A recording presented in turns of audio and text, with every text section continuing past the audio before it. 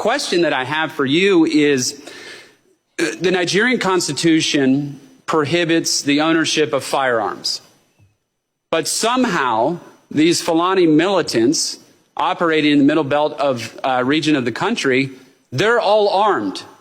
And we're not talking about ISIS. We're not talking about Boko Haram. Why hasn't there been some type of move or campaign by the Nigerian government to disarm these militants that are operating there, where we're seeing a lot of this killing that is coming from them? They have access to AK-47s and other small arms to slaughter Christians. Is this something that you've been talking to the Nigerian government about? Because I think it would actually have a serious impact, and it is something that I raised with the Nigerian government officials when we met with them. Thank you. Thank you, Representative Moore, and thank you also for your service on this task force that will be providing recommendations in your meetings with the Nigerian officials. Appreciate that.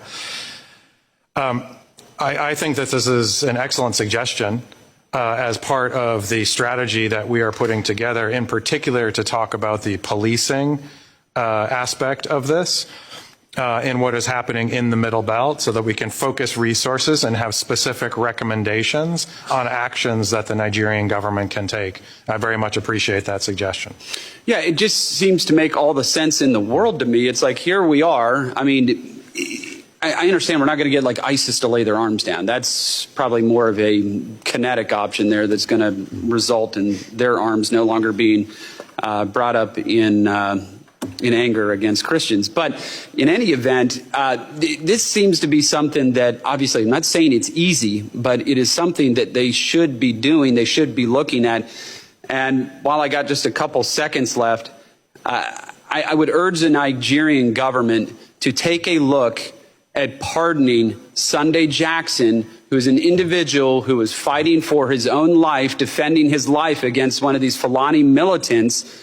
That Fulani militant lost his life in that struggle, and now that person, Sunday Jackson's facing the death penalty.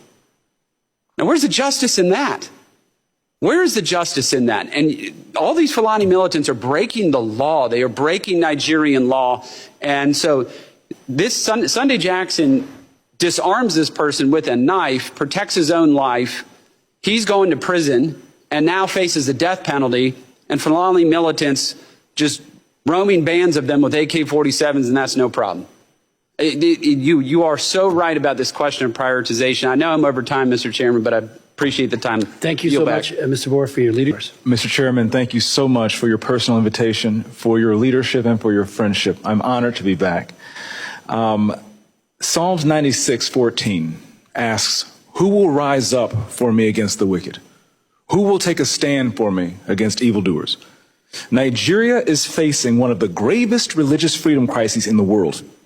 As the former chairman of the House Foreign Affairs Committee on Africa, I have visited and have seen firsthand the direness of the conditions in what is now the deadliest place on earth to be a Christian. They are targeted, displaced, and killed simply for their faith. The ancient plea, "Is there no help for the widow's son?" still echoes today. Since 2019, nearly 17,000 Christians have been killed. In the first 7 months of this year alone, hundreds more were murdered. On June 13th, during the Yellowwater massacre, more than 280 Christians were slaughtered in a single day. These are not isolated tragedies.